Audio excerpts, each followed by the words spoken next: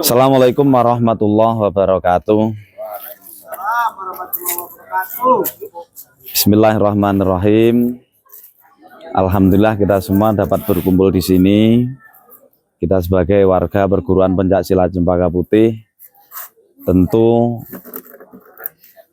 yang menjadi kewajiban kita semua adalah bisa membanggakan daripada para pendiri perguruan pencaksilat Cempaka Putih. Dengan apa itu? Dengan sikap yang baik, dengan ucapan yang baik, dengan hal-hal yang bisa bermanfaat untuk orang lain dan diri kita.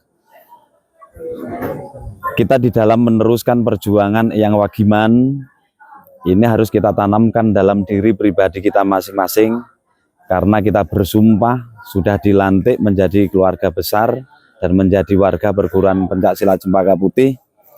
Jadi kewajiban kita ini harus bisa meneruskan daripada cita-cita beliau. Cita-cita beliau apa? Yaitu melestarikan dan bisa memberikan kemanfaatan kepada orang lain ataupun menebarkan kebaikan terhadap orang lain. Hidup itu perjuangan. Yang namanya perjuangan perlu pengorbanan, pengorbanan waktu, pengorbanan pemikiran, pengorbanan harta maupun pengorbanan yang lainnya. Itu adalah tujuan daripada hidup. Termasuk di dalam perguruan pencaksilat Cempaka Putih ini, ketika kita sudah mengucapkan Pancasetia, Pancasetia itu salah satunya adalah setia terhadap perguruan pencaksilat Cempaka Putih. Kalau sudah setia terhadap perguruan pencaksilat Cempaka Putih, apapun yang menjadi aturan, tata tertib, dan bahkan cita-cita daripada pendiri perguruan pencaksilat Cempaka Putih, maka harus kita lanjutkan. Jangan pernah kendor dan jangan pernah pantang mundur. Yang namanya perjuangan itu harus semangat terus. Jangan sampai ada lelahnya. Yaitu tadi saya bilang bahwa yang namanya perjuangan itu butuh pengorbanan. Kalau sudah kita berkorban waktunya, berkorban hartanya, berkorban pemikirannya, bahkan berkorban hartanya, berarti kita bisa menjadi orang yang bermanfaat untuk orang lain. Maka dalam istilah Jawa, ini peribahasa yang namanya urip itu urup, kan gitu ya. Urip itu urup. Itu apa artinya? Itu selaras banget dengan dawuhnya beliau. Khairun nasi anfa'uhum linnas. Jadi sebaik-baiknya manusia itu bisa memberikan manfaat terhadap orang lain.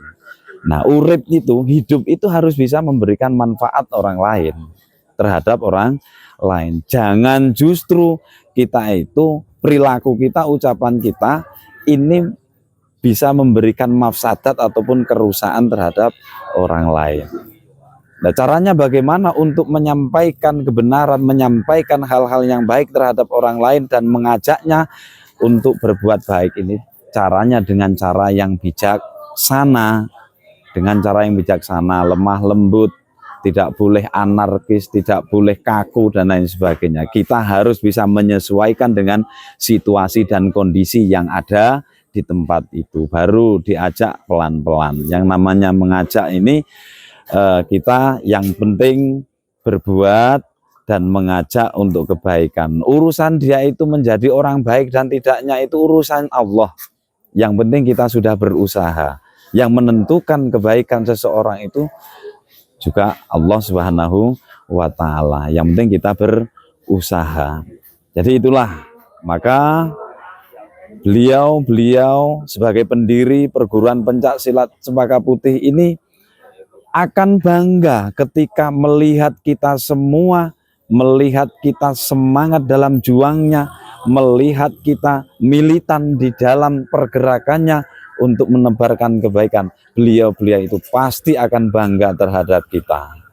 Tapi sebaliknya, kalau seandainya kita kendu, bahkan sama sekali tidak mau meneruskan apa yang menjadi cita-cita pendiri perguruan pencaksilat Cempaka Putih, alangkah longsonya para pendiri itu. Alangkah prihatinnya beliau itu melihat kita ketika kita berdiam diri, hanya ngurusi dirinya sendiri, hanya ngurusi kehidupannya sendiri, hanya ngurusi dunianya saja. Pergerakan kita ini insya Allah apapun yang kita lakukan di saat ini, suatu saat itu akan berdampak baik untuk kita, keluarga ataupun lingkungannya. Ini hal yang sudah pasti, ada sebab, ada akibat gitu.